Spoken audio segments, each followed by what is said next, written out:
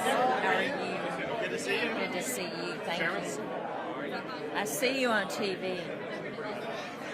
He's famous. I told my husband, I said, that looks like his... Go ahead, have it. Wasn't my idea.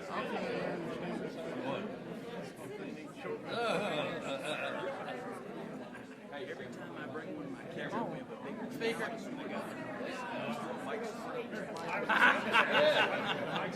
I want to see that picture. I'm just trying to, they're trying to get you.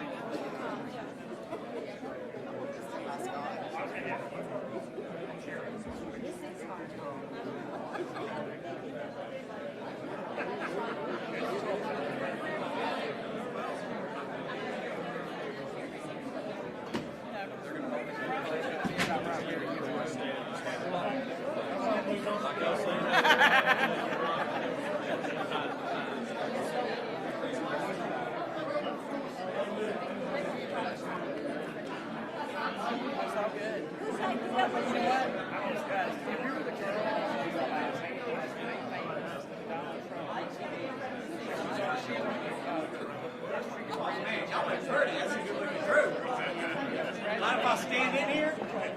Lundberg, leader. We should all do that. Good, outstanding. How are you doing?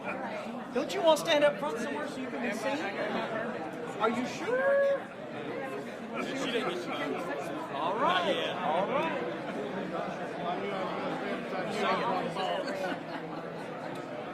So I stand back here next to you, correct?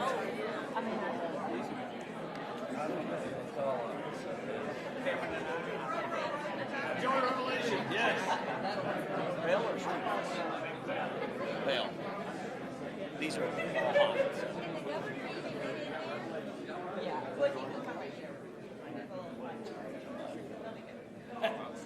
Just stay standing. He'll be here momentarily. Yeah.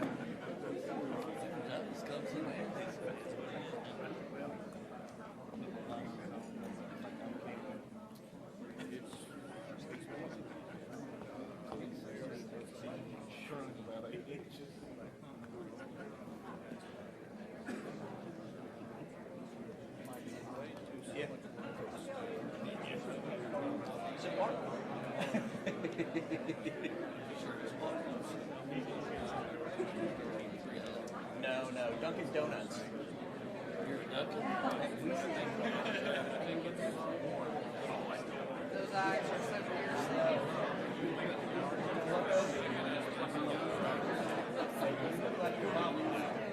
Well, I will say this, your eyes are piercing.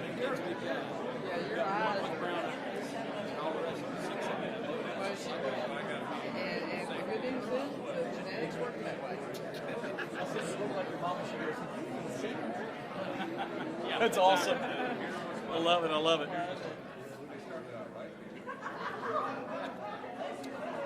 Go on down, Sabiki. Move on down, Sabiki. You get in the back. We could let it lay on the floor and...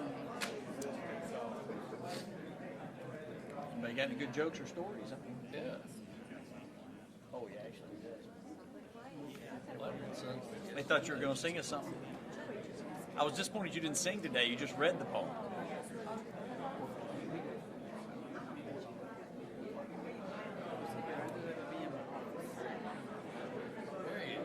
All right, there we go. Oh, please, right there next to Dan. Come on down, seriously. No, Senator. Oh, no, he can't. Governor! Woo!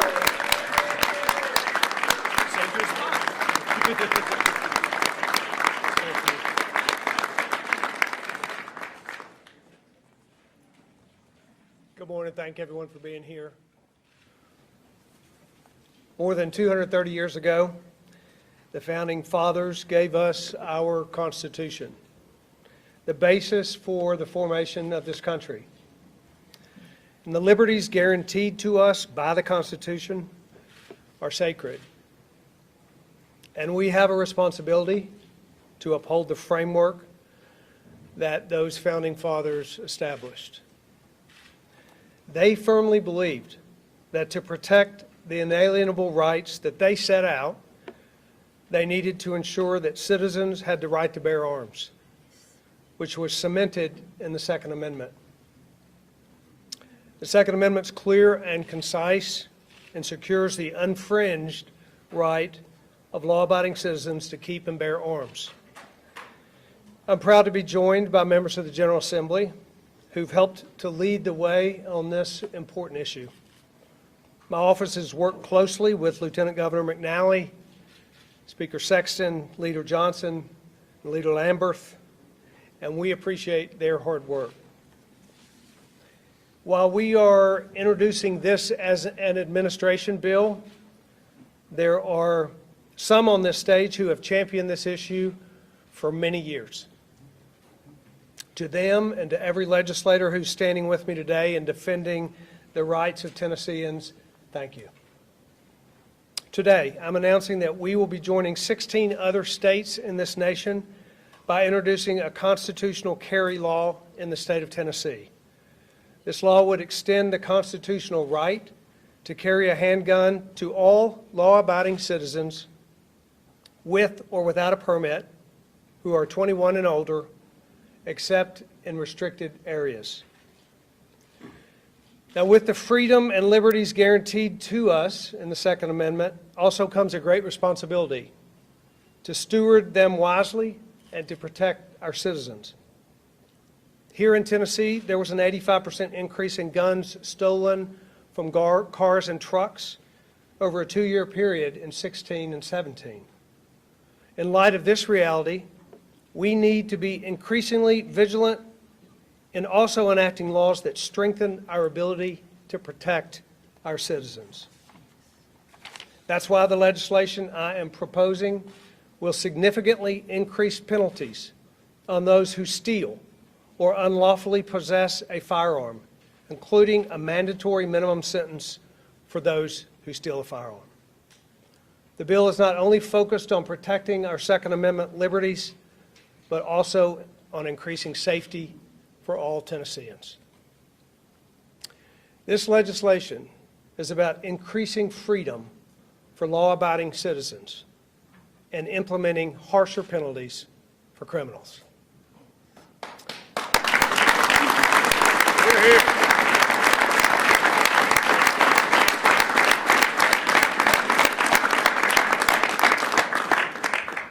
We'd like for you all to have the opportunity to hear from others.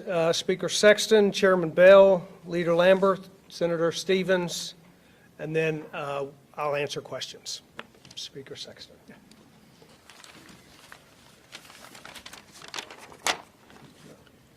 Thank you, There we go. Thank you, Governor, and we appreciate you being a very strong voice and strong supporter of the Second Amendment. And we greatly appreciate your leadership on this issue and working to allow us to come to this agreement to where we're moving forward, which is a great day for law-abiding Tennesseans in the state of Tennessee who want to protect their constitutional right to carry the gun inside the state of Tennessee. So thank you for that today, Governor.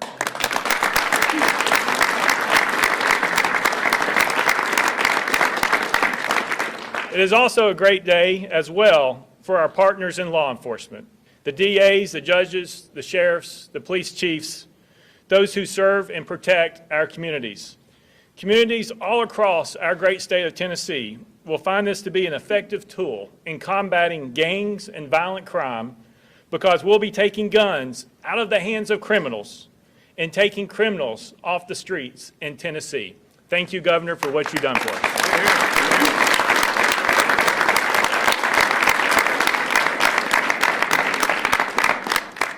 Well, and Governor, I'm going to start out by thanking you as well. When I look across this stage and see people who have served many years in the legislature, I see people who have carried a similar bill. I see people who have voted for a similar bill.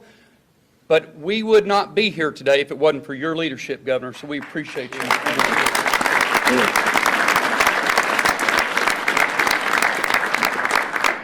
It's time that we start trusting Tennesseans with the rights that were guaranteed them by our founders. I'm excited to be here today, excited to be helping in this endeavor, and looking forward for us to start trusting Tennesseans.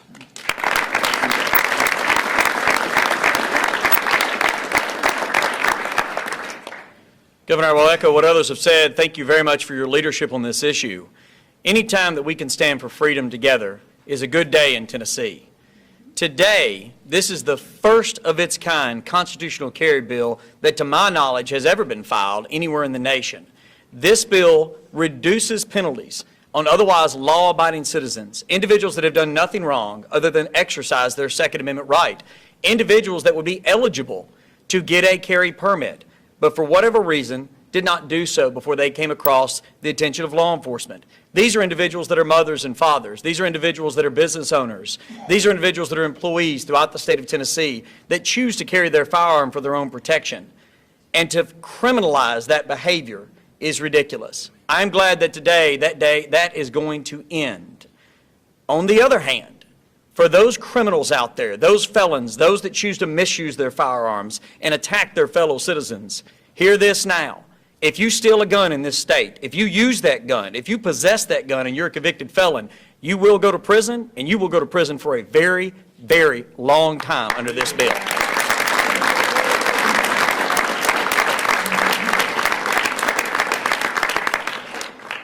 To our law-abiding, freedom-loving Tennesseans who choose to carry a firearm to protect themselves, their family, and their fellow citizens, I thank some of our Democratic colleagues for joining us here in the audience today. This hopefully will be a bipartisan effort. Freedom doesn't know any particular party, and to reduce a penalty on law-abiding citizens, especially to take a misdemeanor off the books and to increase penalties that we've all been seeking for years, is something that, again, I hope we will all join together for the benefit of all Tennesseans. Thank you all for being here today. I appreciate you all supporting us.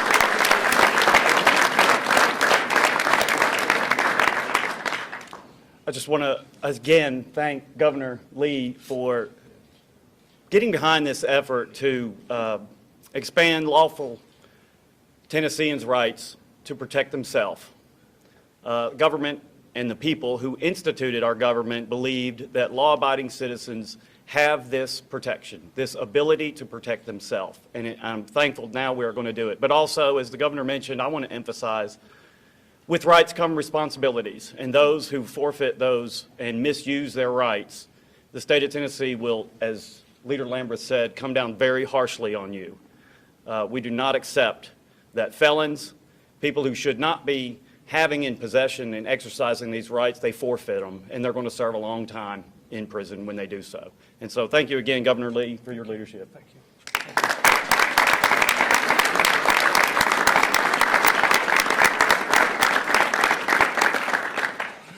Thank you all for being here. Thank you all for being here as well.